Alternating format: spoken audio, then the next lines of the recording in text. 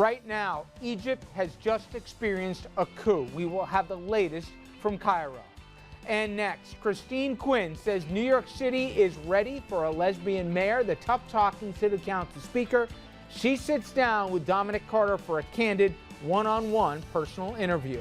And later, in honor of the holiday that we celebrate tomorrow, we turn back the clock and bring you back to Gettysburg for one of America's watershed moments. Good evening, everyone, and welcome to RFL. I am Richard French. Once again, history being made in the Middle East and being made in a familiar place. You're looking at live pictures right now from Tahrir Square in Cairo, Egypt. It was a scene not many months ago that we saw a coup of another kind here, but now, yet again, this country in turmoil. The first democratically elected president in Egypt's history has been removed from power by the military. They have installed the head of the country's highest court as an interim leader.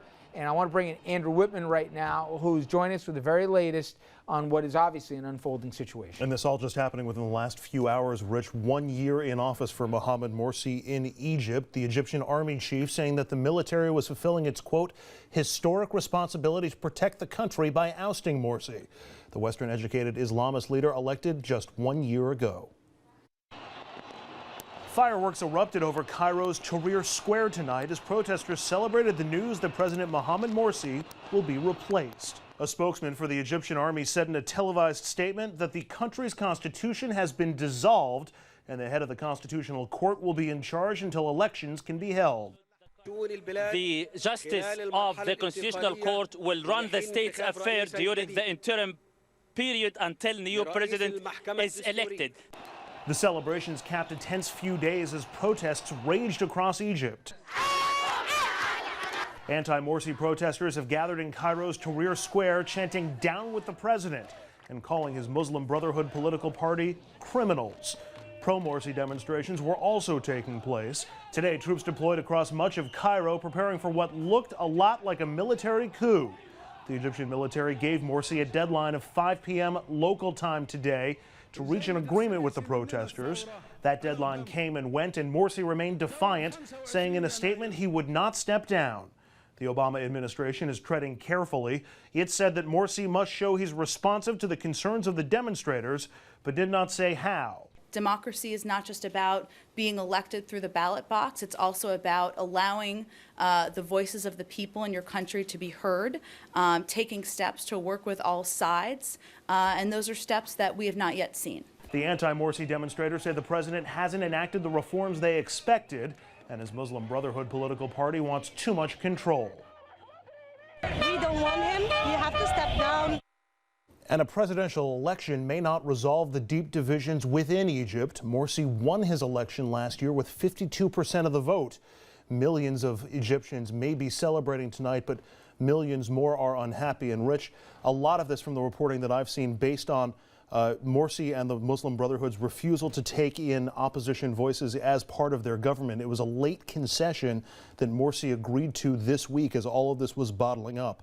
But apparently that was not enough for the people who are filling Tahrir Square or for the Egyptian army, who clearly, I think we see now, really wield the serious power in Egypt. They wanted this coalition government, even if it happened. We're going to see this play out. But one of the things that stood out to me, Andrew, was you had competing protests of almost equal size to the naked eye. I mean, obviously, it's a world away from us, but to the naked eye, it seemed, and all that foretold to me is this thing might get very ugly. I mean, just because that there's been a coup, it's been announced, we don't know where this goes from now. And certainly a lot of the unrest, a lot of the unemployment, a lot of the third world problems that much of Egypt still faces, that was behind this, but it was also clearly a power grab. There was also a tip-off even before the crowd started gathering on either side of Tahrir Square. Last week, we were seeing reports that when Morsi gave his first big speech, I think it was last Monday or last Tuesday, that there were crowds of people at the airport in Egypt getting out of Dodge while they could. That's always a pretty good indication that things are turbulent at best. Yes. All right. Thank you, and of course we'll continue to follow this unfolding situation out of yet another hotspot in the Middle East. All right, now we move closer to home, and specifically the race for mayor in New York City. Tonight we continue our candidate profiles, and last night we brought you the first part of our interview with City Council Speaker Christine Quinn. Well, let's bring you part two, and Dominic Carter. He sat down with the council speaker earlier this week, and Dominic, it's a key part in her candidacy right now, because a few months ago everybody considered her and the polls said she was the clear front runner here. She kind of ran a race as if she almost assumed that she was the winner, just don't mess it up. But obviously the polls have changed here. She's got more than a fight on her hand. She's the underdog right now. Definitely that's the case, Richard. And if elected, Speaker Quinn would make history not only as the first woman mayor, but as the first openly gay mayor of New York City. Now, Richard, Quinn told us directly she believes the world is ready for a lesbian mayor of New York City.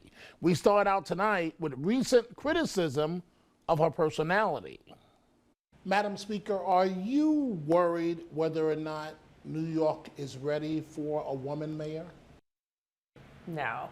No, New York is the place where many of our great human and civil rights movements were born. I mean, this is where Stonewall was born. We were an incredibly significant stop in the Underground Railroad. We're a city that has been a huge part of our civil rights movement. So, no, we are more than ready to have a woman and an LGBT mayor, and I think it's perfectly appropriate that the most diverse city in the world, a place that doesn't just tolerate diversity, but celebrates it as our greatest facet, would have such a mayor. You were described recently, the temperament issue came up, described as controlling, surprisingly volatile. I've known you for 20 plus years and I've never seen any of those things, but that's the way you were described. Is that fair, or would they say the same things about a man? Well, I don't know if they would or they wouldn't, but look, I'm tough and I'm pushy. And I've described myself as a tough, pushy broad. And I'm gonna be that when it's in the best interest of New Yorkers. And you know what? If I see a solution for a New Yorker on the horizon, and I have to crack some eggs to get to that solution, I'm gonna do it every day and twice on Sunday. Because my job is to deliver for New Yorkers. And sometimes to get there, you have to push. And you have to push, and you have to push. But my job at the end of the day is to deliver results. And if pushing to do that, and maybe raising my voice sometimes to do that, makes people uncomfortable, so be it. Wow. For the first time in a recent debate last week, you hedged on keeping Ray Kelly as police commissioner. Does Mayor Quinn keep Kelly on as the top cop? You know, I think whoever the next mayor is, and particularly me, would be very lucky if Ray Kelly stayed on as mayor. Stayed on as police commissioner. Stayed on as police commissioner. And now look, that said, I'm going to be the mayor. He'll be the police commissioner. And I'm very clear that I want fewer stops. I want constitutional stops. Stop and frisk. Right. I want stops in stop and frisks done in a constitutional way, fewer of them. I want to bring the police and communities back together. Now, whoever my police commissioner is, like any of my commissioners, are going to need to follow what I say. I know Ray Kelly can do that. I know he can keep our city safe and have fewer stops. I know that because he's done it. Now, he's clearly followed Mayor Bloomberg's directive, but Mayor Quinn would have a different directive. And he, like every other commissioner, would follow them. I've got 2 minutes left and I've got to wrap this up. Okay. Madam Speaker, was Mayor Bloomberg the best mayor New York has had in your lifetime? If not him, whom? Well, you know, I always say the best mayor in New York, but I didn't live for his tenure, was Mayor LaGuardia. But in my lifetime, you know, I think different mayors have had different skills. Mayor Bloomberg has had big ideas and big vision, and that's a great quality. I mean, look at taking Roosevelt Island and making it the premier international high-tech university. That was brilliant. Ed Koch was a guy who had strength and fortitude and a love of this city, and his personality, really, that carried us through. I know we've named a bridge after him, so I'm not trying to be trite, but like a bridge from bankruptcy to foundation. And Rudy Giuliani, although I didn't particularly like him as mayor, you do have to give him credit for not taking no for an answer. Everybody said you couldn't get crime under control, and he disregarded that. And Mayor Jenkins was a guy who brought the city back together, had an amazing grace and dignity that helped heal wounds in this city. So, you know, I think it's hard to say who's the best because they all have different real strengths. This is the last question with a follow-up, and then I'm Okay. done. Is it fair that your candidacy is linked to Mayor Bloomberg? And I mean, you can't seem to get away from the term limits issue. People hold you responsible for his third term. You know, look, I think it's fair that my candidacy is linked to my record. And part of the way, if you're the Speaker of the City Council, you get things done is working with the mayor. And wouldn't Washington be a better place if Congress worked with the president? Wouldn't we be in a better place if the Speaker of the House of Representatives thought the president was his partner, not his political punching bag? Now, the mayor and I haven't always agreed. And when that's happened, sometimes he's vetoed bills, and I've overridden every one of those vetoes, whether it was prevailing wage, living wage, paid sick leave. And when the mayor tried to implement a housing policy I thought was cruel, I took him to court, and I won. But I'm always going to agree to disagree agreeably, because there is no other field in the world where the top two people are not required to work well together. That's what happens in Washington right now, is the people at the top don't work well together. America has suffered. I'm not going to let New York suffer that way. Madam Speaker, I close on this note. Before it became popular to talk about sexual orientation, you were out there in this city. So I asked you if New York was ready for a woman mayor. Is New York ready for a gay mayor?